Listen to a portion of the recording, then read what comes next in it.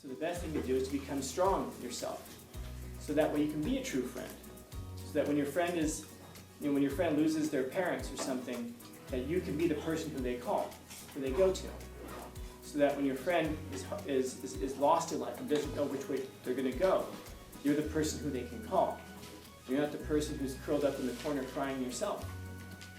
That is how you become a better friend, more full, able to stand up strong for them, with them, and to provide a model for how to do that.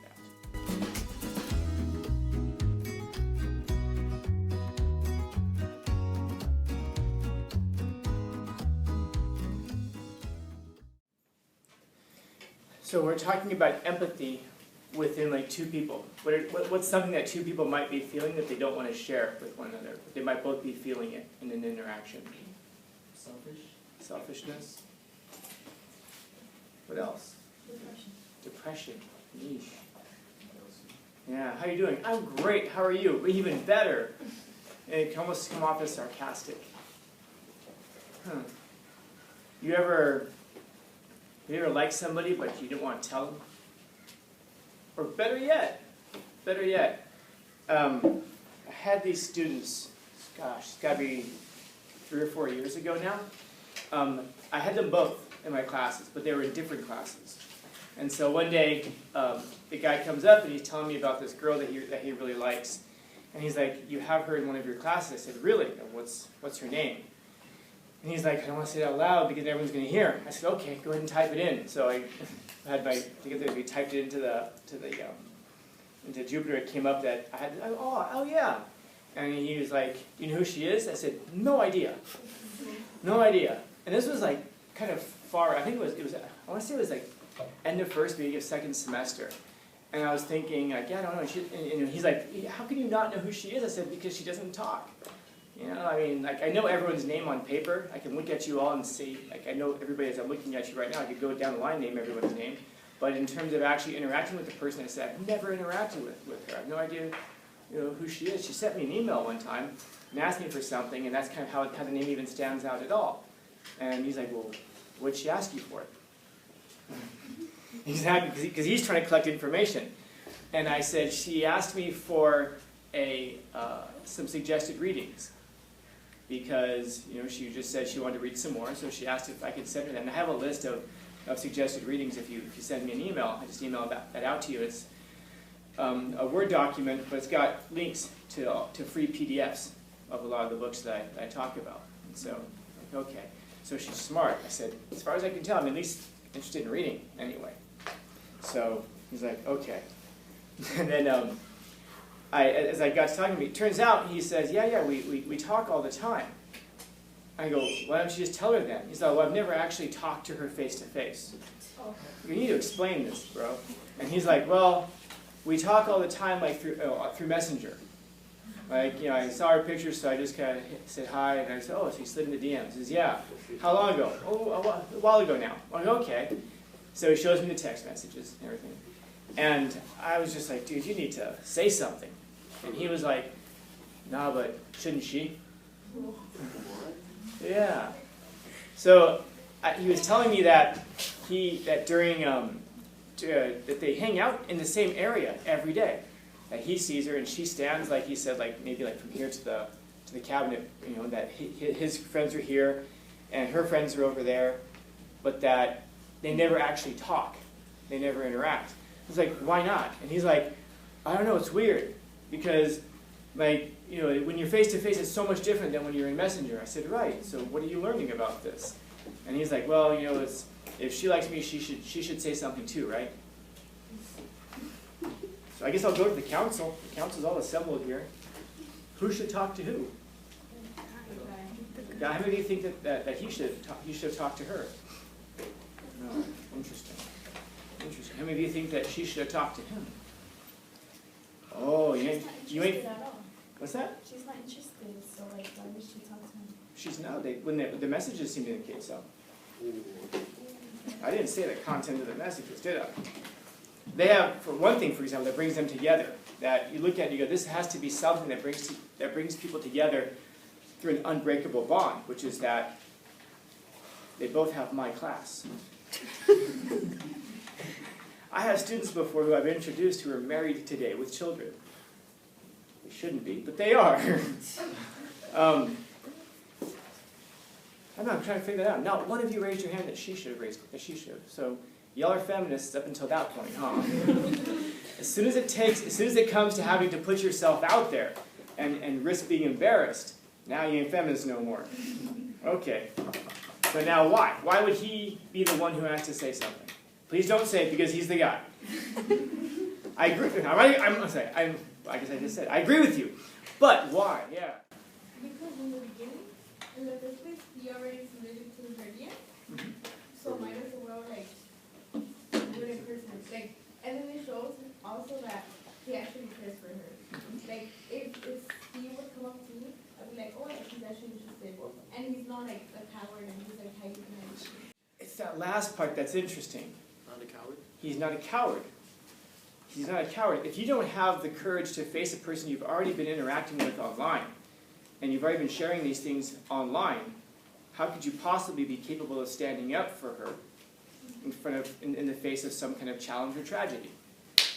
Yeah, is that the person that you really want to have your back? Is that the man you want in your life to have your back? The one who won't even have the courage to come up and say, hi. I'm that one you've been talking to. I mean, obviously they know each other. I know, but the point is that tells us something about him, and it also tells us something about her. And I was telling him, again, I saw the messages. She's quite clearly interested in him. She very well could have just ghosted him, but no, they're interacting. By the way, part of the problem is that he's not a good talker. Yeah, so his message is like she'll respond to him and ask him questions, and he'll give like one-word answers. Two-word answers. And I'm like, why don't you say more? And he's like, I don't know what to say. And I said, man, if only you had a teacher who gave you an assignment, like let's say like twice a week, the whole purpose of which was to develop the capacity and the ability to articulate your thoughts and feelings. If only you had that teacher in your life. And he's like, yeah. And he was just asking me like, well, what would I say? So I told him, and he goes, hang on. I go, no. Don't go right now what I say, because then she's going to see you in person and she's going to expect you to talk like that. And you're going to be like, hey. What? So, I don't know. But the point is that if he's not capable of putting himself out there like that and having the courage to risk something as generally small as embarrassment, which I know as big as it sounds, as big as it might feel, is that the person who's going to have the courage to put themselves out there in a life and death situation if it ever came to that? In other words, could she ever feel particularly safe with this person if he doesn't have the courage to stand up in that small capacity? No. But I was also telling him, I said, but you are learning something about her as well. I'm saying, yeah, learning something about her as well. That she's the kind of person who you're going to have to approach. You're going to have to take the lead on. And I've seen it in reverse, where it's the girl who's more forward. And I know a lot of guys are sitting going like, oh, good. That way I don't put myself out there. But that's also going to set the tone for the rest of your relationship as well. How you begin will set the tone for the rest of it. You're the person who's going to have to always be the one who goes out there and puts it forward. The type of people that you need to be surrounding yourself with. So in order to be a friend to one person, you're going to have to be willing to be an enemy to their enemies. And part of being a friend is being an enemy to their enemies. Okay. What if their enemies are right, though? What if your friend's wrong? Do you still stand by your friend? Yeah. You have to tell them. Because I feel like part of being an enemy, being an enemy to your friend is also how you develop the friendship more. Because it takes a lot to be honest, but I kind of respect that type of honesty. Because I want to know when I'm wrong, just so I can improve myself. That's a rare characteristic. It's a rare characteristic. How many of us want to just be told that we're right? Yeah. I have this friend, well, we're not friends anymore, but that's exactly why. This is a person who only likes to surround themselves with yes people. And if she was right, she would go to people and just say, I just want to know that you're on my side. Like she was having a disagreement with, actually a huge fight with a friend of mine, and she was saying to me, I just want to know that you're on my side. I said, I'm not on your side. I'm on both of y'all's side. I want to see you guys work this out. But in this situation, you're wrong. She stopped talking to me. I haven't talked to her since. And there were a few people that were in our group that the exact same thing. She went to them and she tried very hard to rally everybody to her side. Why? Because she's weak. She portrays being strong. But her strength comes from the idea that she thinks that people have her back. And that's because she has to have people who have her back, because she's not strong enough to stand on her own. And I guess hearing that at the wrong time isn't encouraging, I suppose. But it's absolutely true. It's got a great front of that. And so there were several of us who she doesn't talk to anymore. It was all the same reason. It wasn't because we took somebody else's side against her. We said, we think you're wrong here, but we want to see you guys bridge this, because people can be wrong. She stopped talking to two of our friends because they just said, we're neutral. We don't have anybody's side. We don't know who's right or wrong, but we do hope you guys work this out. And that was that. And so for some people, that's just not enough, because they fear so much being stranded somewhere by themselves because they haven't developed the ability to stand on their own. Yeah. That's empathy. It's empathy. There's an actual concern for the person. And then the other friend's like, go for it, bro. That's you standing on the edge of a bridge, and it's like 200 feet down, and you're like, I can do it, I will do it. And yet that one person's like, don't, man. And my other friend's like, screw that negativity, you got this. Do they really think he's got this? No, they're probably not thinking about him at all, but they are thinking about the show. The interesting thing, when he jumps, we all get to watch what happens. And yeah, and if he dies, maybe we'll feel bad about it for a little bit, like, oh my God. But the concern will probably be, oh no, we told him to do it, we might be in trouble. Whereas the person who's actually willing to sacrifice their friend, sacrifice their friendship, to save their friend. If you do this, this is going to hurt you terribly, and there's no upside to it. Oh man, why that negativity? You know? Yeah, I absolutely feel that, and that takes a lot of courage to do, and a lot of empathy. And that's a hard thing for us to get our heads around. Sometimes you have to sacrifice your friendship to keep your friend, meaning to keep them alive, to keep them around, to keep them sane in ways. Because what will happen is if they do go for it, and you happen to know that there's no chance for it, then of course you'll be that person who sits there to pick up the pieces, but you're also going to have to deal with something, especially if you're empathetic, you're going to have to deal with something very difficult. This person is in a position, I could have said something that might have prevented it, but I let them go do it anyway. And so you're kind of responsible in a way, because that's what being a friend is. Being a friend is taking responsibility for another human being. And we don't necessarily think of it that way. But I think that might be a good way for us to distinguish who our friends are and who our acquaintances are. I'm sure you hear people say that all the time, like you have actual friends and you have your friends, like a peer group. Your friends are the people, the real friends of your life are the people for whom you take responsibility. Now, of course, the best thing to do is to be a friend to yourself. Take responsibility for yourself. What I mean by that is, look at the way in which you live. Think about the way that you treat yourself. Think about the way that you talk about yourself. Like the CEO saying, I'm too fat and skinny at the same time. I'm too tall and short at the same time. I'm too everything. In other words, whatever the horrible things are about myself, those are the things I seem to believe about myself. Imagine if you had a friend who talked about themselves that way. Would you let your friend talk about themselves that way? Or would you correct them? No, you'd step in, hopefully, and say, no, you're not to fill in the blank, or whatever. You're great, I mean, you're not going to lie to them and say you're perfect just the way you are, because we all know that we could be better in some way. But hopefully you're taking responsibility for your friends. In other words, you take responsibility for their well-being. You want to see them not do things that are going to harm them. You want to take responsibility for their mental health. In other words, you don't want them to put themselves into situations where they're going to psychologically damage themselves. That doesn't mean that you're responsible for the outcomes if they don't take your advice or if they don't listen to you, because obviously we're giving advice, but what do we know? Who knows? But what you are doing is you're taking responsibility in the sense of doing the best thing you possibly can for them. And hopefully we can start by doing that for ourselves. Treat yourself like you would treat one of your friends. Treat yourself like you would treat your best friend. You wouldn't let your best friend talk badly about themselves. You wouldn't let your best friend self-destruct. In order to be a friend to others, you have to be around. You have to be around.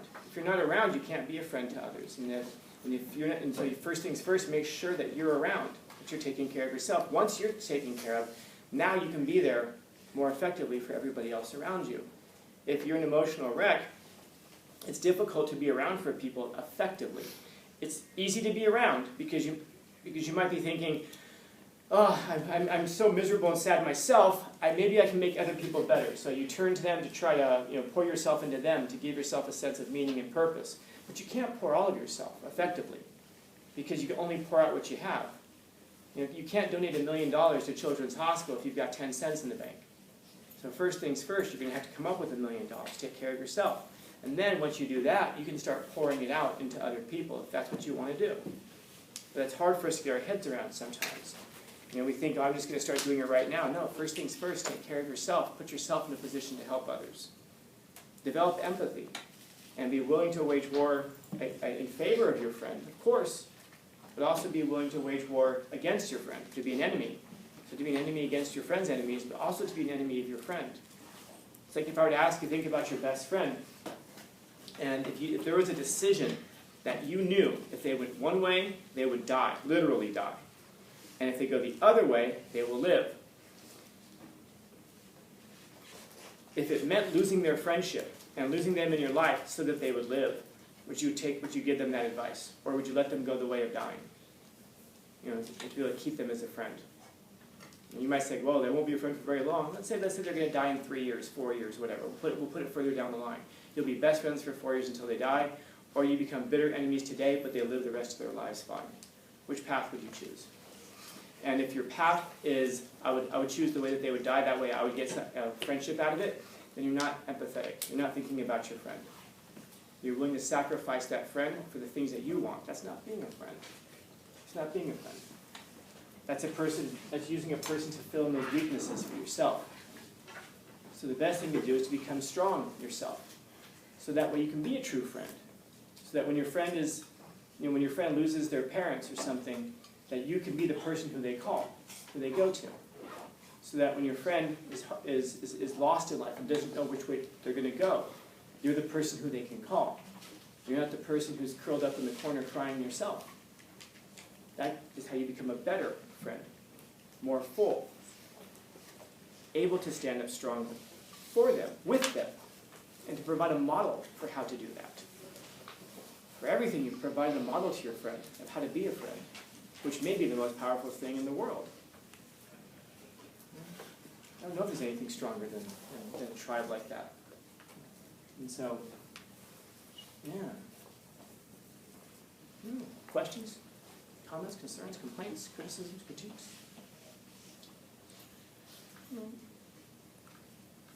Wednesday. Happy Wednesday.